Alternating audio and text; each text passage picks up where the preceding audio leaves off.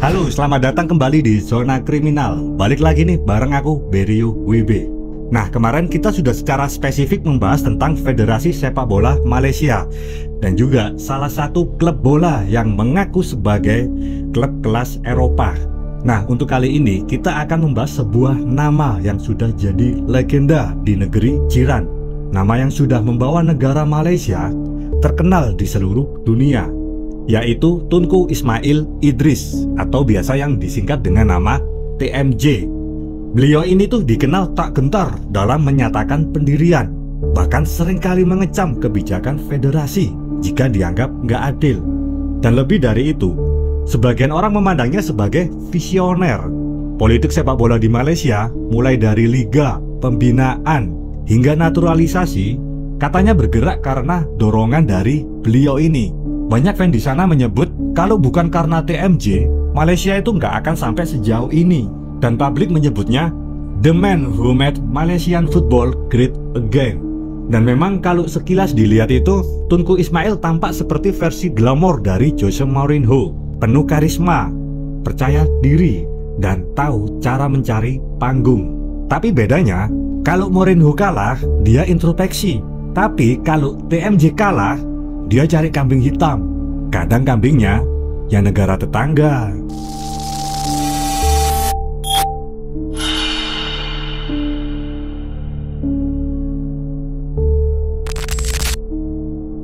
Oke, mari kita ingatkan dulu. Malaysia sempat heboh karena 7 pemain naturalisasi mereka tiba-tiba dinyatakan nggak sah oleh FIFA. Bukan tuduhan yang kecil, mulai dari pelanggaran administrasi sampai indikasi dokumen bodong. Publik langsung terkejut, heboh. Lalu FAM, Federasi Sepak Bolanya Malaysia, dapat sanksi. Nama baik Malaysia akhirnya tercoreng, dan proyek kejayaan sepak bola nasional berubah jadi meme internasional. Tapi di tengah kekacauan itu, siapa yang pertama buka suara? Ya siapa lagi kalau bukan Tunku Ismail. Ia tampil di meja dengan nada tinggi dan gestur tegas, bilang bahwa Malaysia jadi korban, menyebut ada pihak luar yang ikut campur. Lalu pihak luar yang dimaksud ya tentu saja Indonesia. Karena siapa lagi yang gampang dituduh setiap kali Malaysia tersandung. Narasi pun dibangun bahwa ini bukan soal salah kelola, bukan soal dokumen, tapi soal konspirasi antar negara. Dan publik pun hampir percaya. Jadi pada akhirnya kita punya sebuah tragedi olahraga politik. Naturalisasi yang mulanya dianggap strategi kemenangan, kini berubah menjadi skandal reputasi. Nah, sekarang kita geser sedikit dari FAM menuju ke kerajaan kecil di Johor, yaitu JDT atau Johor Darul Takzim. Klub yang dibangga-banggakan, dimanja, dan disanjung seolah istana modern sepak bola. Dari stadion megah, fasilitas latihan yang canggih, sampai branding internasional. JDT itu simbol kekuasaan TMJ, bukan sekedar klub, tapi cerminan ego yang dipoles jadi prestasi. Dan disinilah mulai tercium aroma yang agak eksotis, karena ternyata ada 4 pemain JDT yang berpaspor Filipina. Iya, Filipina.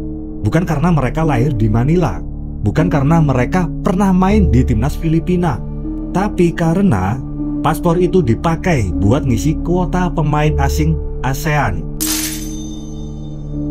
4 pemain itu seperti Antonio Glauder, Enzo Lombardo, Oscar Arribas, dan Tito Martin didaftarkan sebagai pemain Filipina agar bisa memenuhi kuota ASEAN, alias biar JDT bisa pakai 6 pemain asing sekaligus dalam satu pertandingan.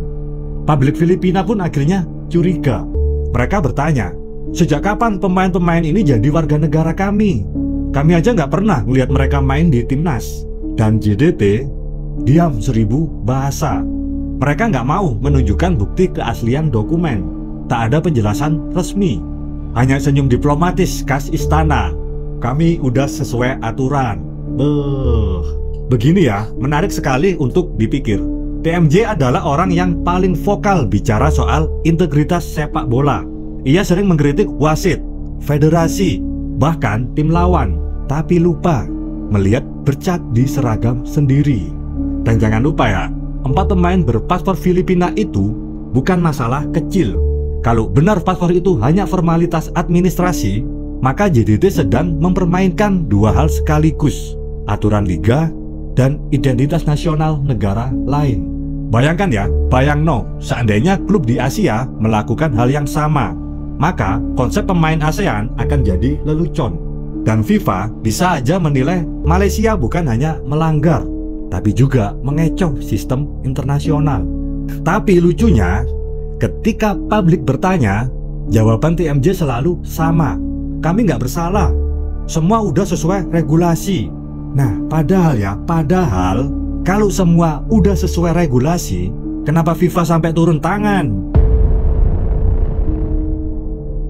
Tunku Ismail suka bilang bahwa ia memperjuangkan kehormatan sepak bola Malaysia, bahwa ia menegakkan prinsip, melawan konspirasi, dan menjaga marwah bangsa.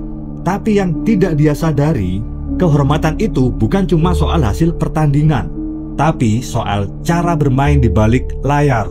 Mahkota bukan cuma simbol kejayaan, tapi juga beban tanggung jawab.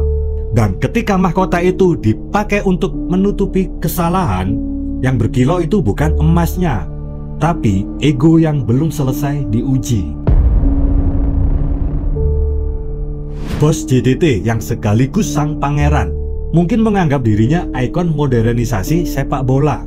Tapi dari luar, dunia justru melihat seseorang yang menggunakan status dan kekuasaan untuk menciptakan sistem yang hanya berpihak pada dirinya sendiri. Dia membangun stadion megah, tapi fondasinya rapuh karena kejujuran tak ikut berdiri di situ.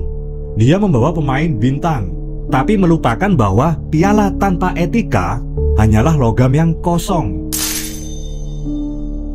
Mungkin benar Indonesia sering jadi kambing hitam, tapi percayalah, kami itu tak perlu repot-repot untuk menjatuhkanmu, Tunku, karena kamu sudah melakukannya sendiri dengan sistem yang kacau, kebijakan yang absurd, dan klub yang bermain di antara hukum dan kecurangan. Kami tak perlu repot-repot sabotase. Kami cuma menonton, dan dunia juga menonton bagaimana seorang pangeran mencoba mengubah sepak bola jadi kerajaan pribadi. Jadi ketika sejarah mencatat Tunku Ismail alias JDT, akan tercipta 2 narasi. Yang pertama, kisah pangeran yang membangun kejayaan sepak bola Malaysia. Lalu yang lain, kisah bagaimana kejayaan itu runtuh karena keserakaan dan ilusi kuasa. Karena sepak bola sejatinya bukan soal siapa yang punya istana besar, tapi siapa yang bisa menjaga integritas paling kecil. Dan untuk Malaysia, mungkin inilah waktunya untuk kamu melihat cermin. Bukan untuk memperbaiki rambut di bawah mahkotamu, tapi untuk memastikan wajah di baliknya masih punya rasa malu. Aku Berio WB.